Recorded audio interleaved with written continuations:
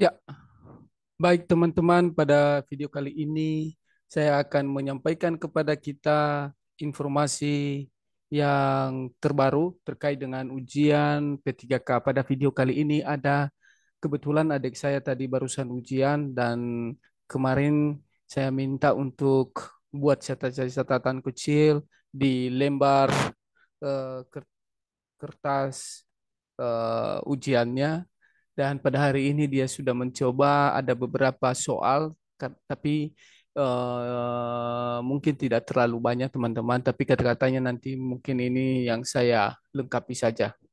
Jadi teman-teman eh, di sini ada yang sempat dia tulis-tulis tadi di kertas jawaban di kertas ujian teman-teman ada beberapa soal dan ini saya sampaikan kepada teman-teman untuk dia tadi guru kelas teman-temannya formasi kebutuhan khusus.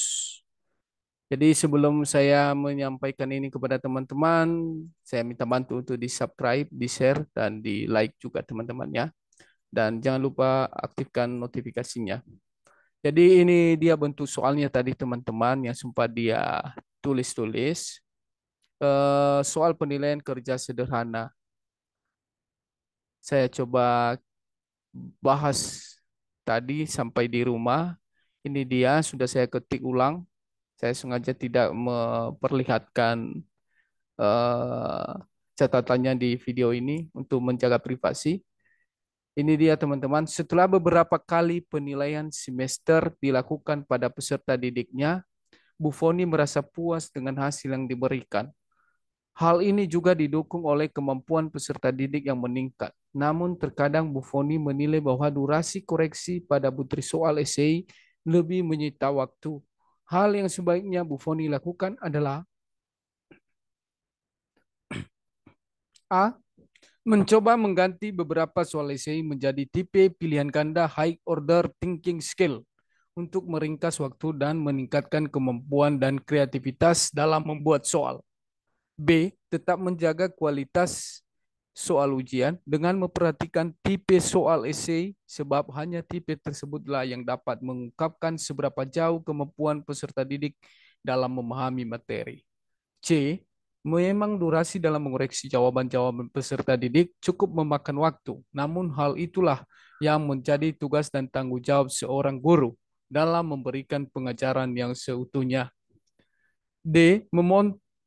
Memotong rangkaian soal esai yang memiliki jawaban panjang dan memerlukan alur sistematis dalam menjawab menjadi menjadi hanya beberapa soal esai pendek dengan tetap mempertahankan isi kemampuan yang akan dinilai. Kemudian tetap menggunakan soal esai karena sudah berhasil meningkatkan kemampuan. Jadi teman-teman, saya coba tadi melihat soal ini. Jadi menurut saya teman-teman yang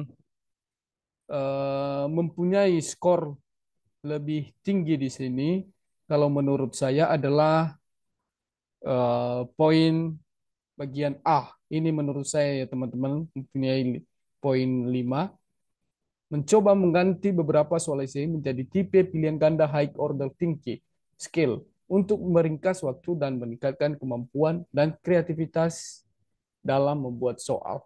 Ini menurut saya teman-teman. Jadi saya lihat eh, yang ke berikutnya yang memang nilainya lebih besar adalah ini menurut saya bagian D. Ini kalau menurut saya teman-teman mungkin nanti menurut teman-teman ada perbedaan, tidak masalah, silakan saja di komen. Dan seterusnya kalau menurut saya yang eh, mempunyai nilai tertinggi setelah ini adalah bagian C kalau menurut saya teman-teman. Dan setelah ini yang mulai mempunyai nilai tertinggi setelah ini adalah bagian B menurut saya ya teman-teman ya. Tetap menjaga kualitas soal dan yang terakhir adalah bagian E. Ini dia teman-teman. Jadi ini bentuk soal tadi yang muncul kepada adik saya teman-teman. Oke, mungkin teman-teman bisa memperhatikan soal ini. Kita lanjutkan pada soal berikutnya.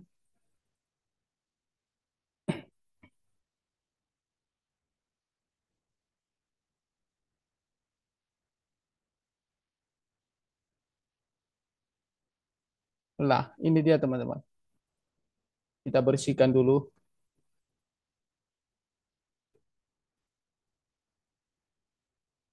Oke, jadi ini soal berikutnya teman-teman.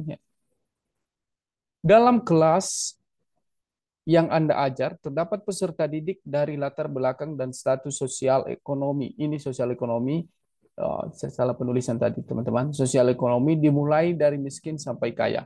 Kebetulan di kelas tersebut, peserta didik dari kelas sosial ekonomi menengah dan kaya memiliki prestasi yang lebih tinggi daripada peserta didik dari kelas sosial ekonomi bawah atau miskin. Guru menanggapi pernyataan tersebut dengan bagian A, berusaha melakukan asesmen mengenai penyebab prestasi belajar yang rendah untuk merancang intervensi agar prestasi peserta didik dengan sosial ekonomi bawah meningkat. Berarti ada usaha kita untuk meningkatkan ini prestasi dari peserta didik yang sosial ekonomi bawah teman-teman dengan melakukan asesmen. Oke. B, memberikan motivasi berupa pemberian reward agar peserta didik dengan sosial ekonomi bawah menjadi termotivasi untuk belajar lebih giat. Jadi yang kita lakukan di sini adalah memberikan reward.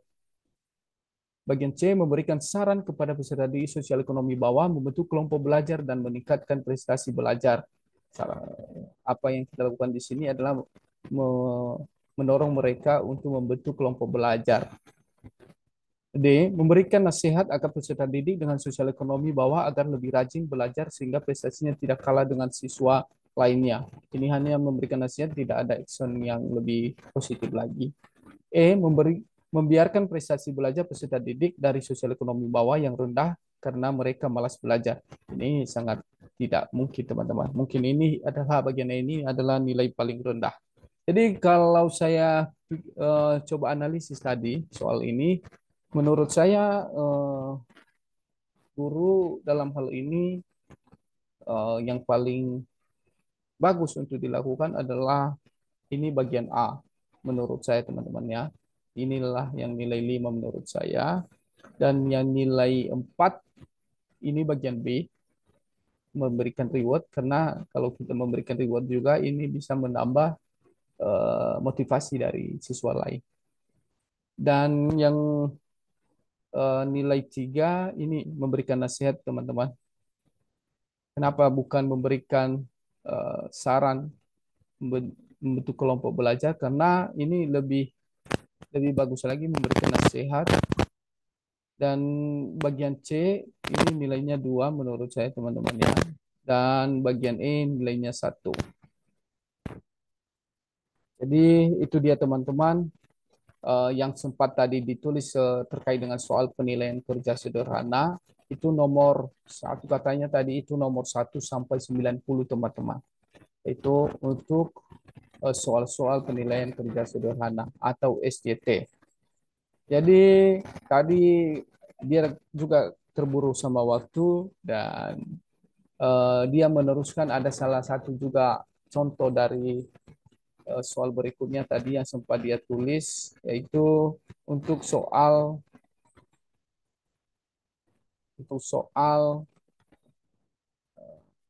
ini manajerial teman-teman. Dia sempat tulis juga contoh soal manajerial dan di sini saya coba membahas kepada teman-teman semua.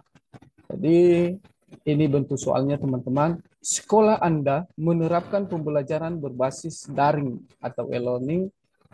Beberapa peserta didik masih mengalami kesulitan dalam memahami antarmuka program tersebut.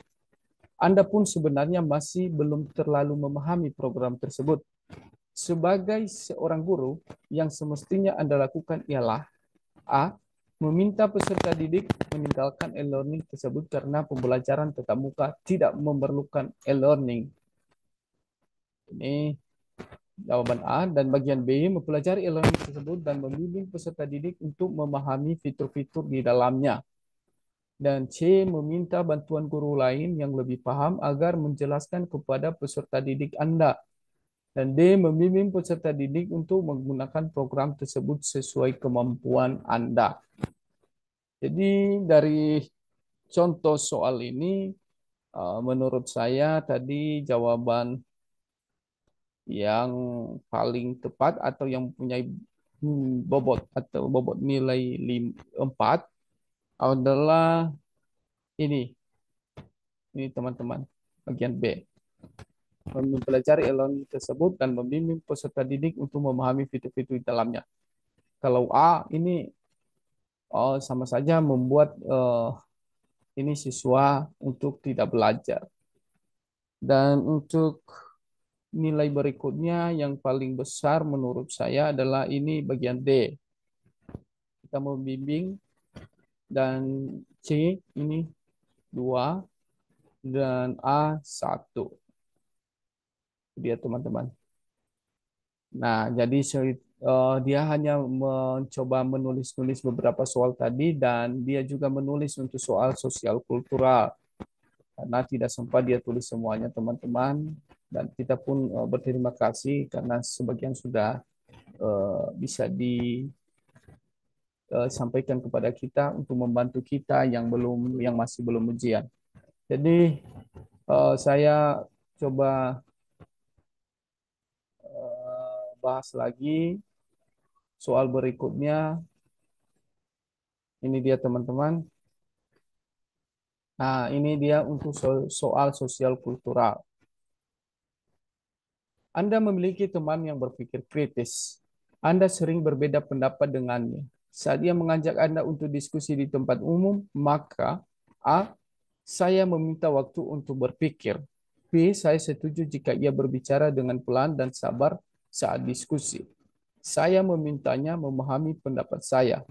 Saya menerima tawarannya. Jadi, untuk contoh soal ini, teman-teman, ini Anda memiliki teman yang berpikir kritis, artinya teman-teman ini suka sekali berkritis. Anda sering berbeda pendapat dengannya.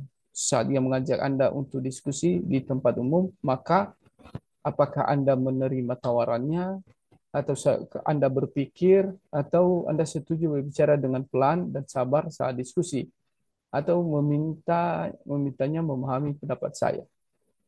Jadi kalau menurut saya yang paling benar di sini adalah yang punya poin 4 adalah bagian B. Dan poin ini bagian C adalah 3 dan bagian A adalah 2 dan bagian D adalah 1. Jadi itu dia contoh-contoh soal yang muncul pada hari ini tadi teman-teman, karena dia tadi ujian di sesi pertama pada hari ini. Dan mungkin ada nanti juga dari teman-teman yang lain. Saya telah sampaikan tadi untuk membantu teman-teman yang masih belum ujian untuk diberikan bocoran-bocoran sedikit yang bisa dihafal atau bisa diingat-ingat untuk disampaikan kepada teman-teman yang masih belum ujian. Demikian dulu untuk video kali ini. Jangan lupa di-share kepada yang lain yang masih belum ujian, karena kita saling mendukung. Jangan pelit-pelit, jangan dibilang ini itu adalah saingan Anda, tetapi silakan berbagi. Kalau memang itu adalah rezeki Anda akan menang, karena rezeki itu tidak akan tertukar. Demikian teman-teman. Selanjutnya nanti kalau ada soal-soal lagi, nanti akan saya upload ulang melalui channel ini. Demikian saya ucapkan terima kasih.